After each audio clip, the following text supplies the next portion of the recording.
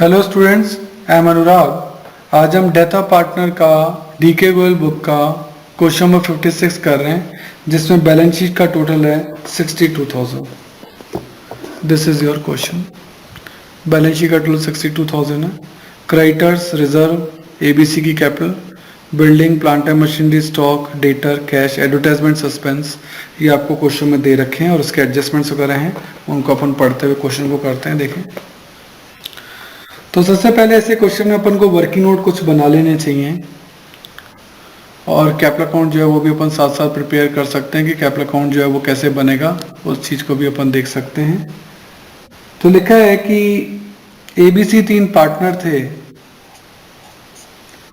पहले लाइन में, जिसका रेशियो था 5:3:2। ये आपको क्वेश्चन में गिवन है। बैलेंस शीट आपको गिवन है। ए डाइड ऑन 30th सितंबर। बैलेंस शीट आपको जो गिवन है वो है 31 मार्च 2015 की, और ए की डेथ हुई है 30th सितंबर 2015 की, यानी 6 महीने बाद। यानी 6 महीने तक वो पार्टनर रहा और 6 महीने बाद उसकी डेथ हो गई। And B and C decide to share future profit in the ratio 7:3। ये आपको न्यू रेशियो दे दिया, किसका? बी और सी का। और ये क्या था? ये ओल्ड रेशियो था। तो न्यू रेशियो और ओल्ड रेशियो के डिफरेंस से आप सेक्रीफाई रेशियो भी, गेनिंग रेशियो भी निकाल सकते हैं। Under the partnership agreement the executor of a deceased partner, यानी जिसकी डेथ हुई है, वर एंटाइटल्ड टू, उसको क्या क्या मिलेगा? तो ए की डेथ हुई है तो मैं ए का कैपिटल अकाउंट बना लेता हूं। तो ये इज कैपिटल अकाउंट।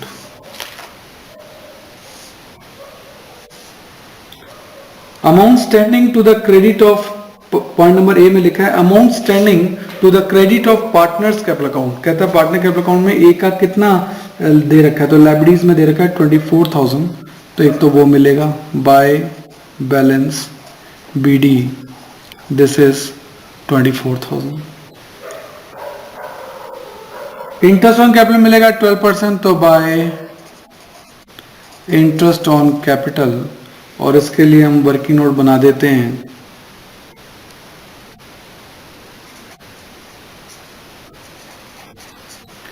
कैपिटल कितनी थी? 24,000, और 6 महीने का इंटरेस्ट मिलना चाहिए। तो 24,000 का 12%, पॉइंट नंबर बी में लिखा है 12%, और 6 मंथ के लिए ये होता है 1440। तो इनको इंटरेस्ट ऑन कैपिटल मिल गया 1440। पॉइंट नंबर सी में लिखता है share of goodwill on the basis of 4-year purchase of the last 3-year average profit. ठीक है, गुडविल का वैल्यूएशन भी करना पड़ेगा। ये वर्किंग नोट नंबर 1 था। अब working note number 2, valuation of goodwill पिछले 3 सालों के एवरेज का। पिछले 3 सालों के एवरेज पॉइंट नंबर डी में दे रखे हैं। पिछले 3 साल के प्रॉफिट हैं, लास्ट लाइन में दे रखे हैं 8,000, 12,000 एंड 7,000। तीनों को प्लस करो, divide by 3, that comes 8 and 12, 20, 27 divide by 3, that is 9,000। तो ये क्या निकला? ये निकला एवरेज प्रॉफिट। तो एवरेज प्रॉफिट आपका आ गया 9,000। और पॉइंट नंबर सी में लिखा था कि goodwill on the basis of 4-year purchase, यानी अगर गुडविल कैलकुलेट करनी है तो इसको 4 से मल्टीप्लाई करना पड़ेगा। तो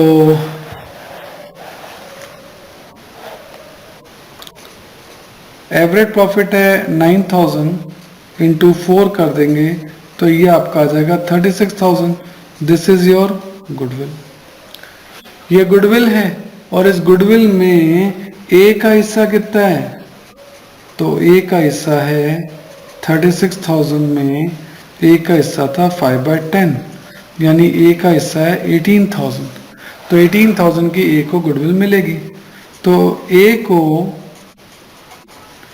18,000 की गुडविल मिलेगी, कौन देंगे?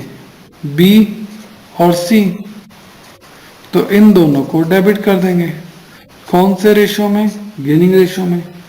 और गेनिंग रेशियो जब आप निकालेंगे new ratio minus old ratio करके, वो आ रहा है 4:1। तो 18,000 को 4:1 में जब हम बांटेंगे तो ये आएगा 14,400 एंड 3,600।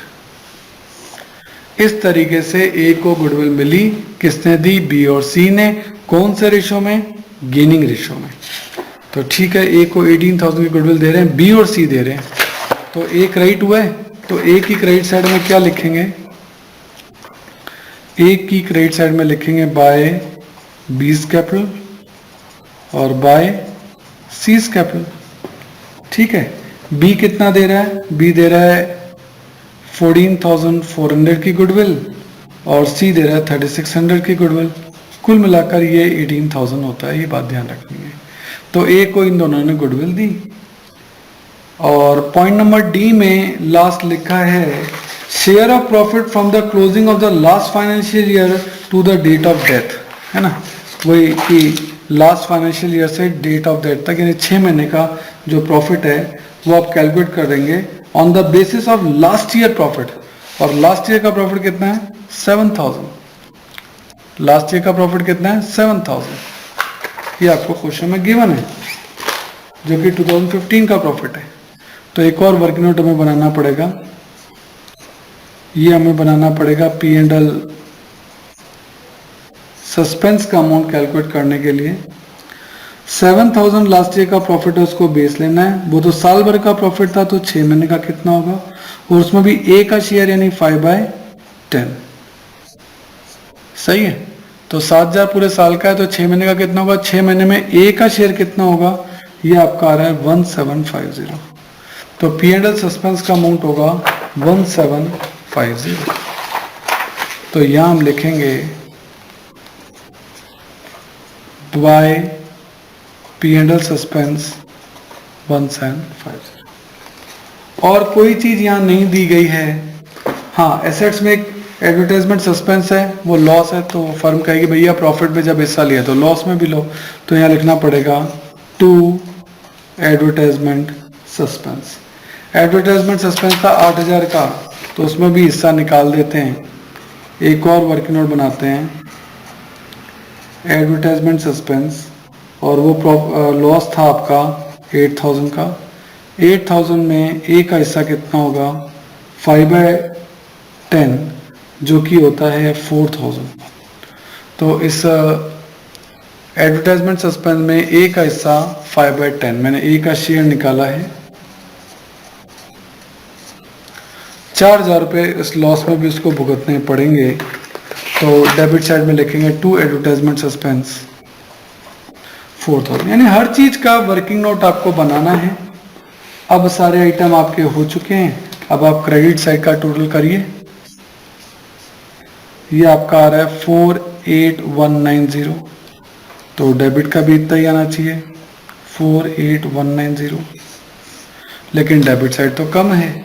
तो जो बैलेंसिंग फिगर में जो अमाउंट निकलेगा दैट इज 44,190, और ये ट्रांसफर हो जाएगा टू एज एग्जीक्यूटर्स अकाउंट। एक एग्जीक्यूटर्स जो उसके बीवी बच्चे हैं उनके अकाउंट में इस पैसे को ट्रांसफर कर दिया जाएगा।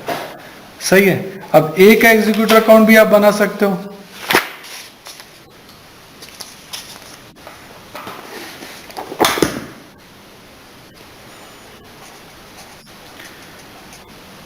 एज एग्जीक्यूटर अकाउंट,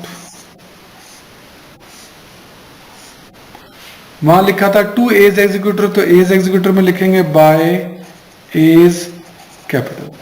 कितना? 44,190, है ना। वहां डेबिट में आया था तो यहाँ क्रेडिट में आ गया।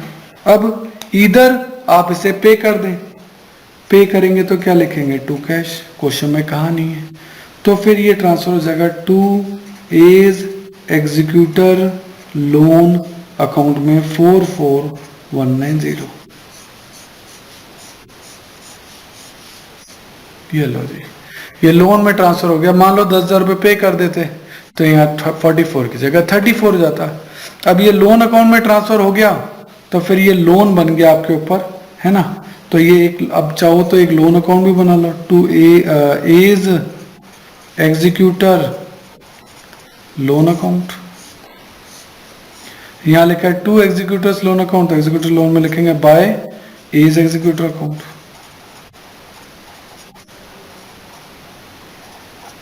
और ये लोन आपके ऊपर लोन ही चल रहा है तो टू बैलेंस सीडी निकल जाएगा 44,190।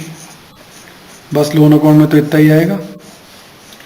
और ये टू बैलेंस सीडी निकला है, दैट्स वाई जब बैलेंस शीट बनेगी तो ये फिगर यहाँ लाइब्रेरी में शोन होगा क्या, एज एग्जीक्यूटर लोन 44,190 कि अभी हमारे ऊपर ए का एग्जीक्यूटर का लोन चल रहा है जो कि अभी तक हमने पे नहीं किया है, तो वो अब हमारी लाइब्रेरी है। हम जब तक पे नहीं करेंगे वो हमारी लाइब्रेरी में शोन रहेगा। तो इस तरीके से इसका चैनल समझ लें। ए की कैपिटल का बैलेंस, ए को जो जो देना है आप दीजिए, उसका उसका बैलेंस है क्रेडिट साइड में, उसको इंटरेस्ट ऑन कैपिटल है, उसकी गुडविल है, P&L सस्पेंस है, और अगर कोई लॉस है तो उस लॉस में उसका हिस्सा भी काट लीजिए। और बैलेंसिंग फिगर में जो भी आए उसको ए के एग्जीक्यूटर अकाउंट में ट्रांसफर कर दीजिए। एज कैपिटल में लिखेंगे टू एज एग्जीक्यूटर अकाउंट, तो ए के एग्जीक्यूटर अकाउंट में लिखेंगे बाय एज कैपिटल अकाउंट।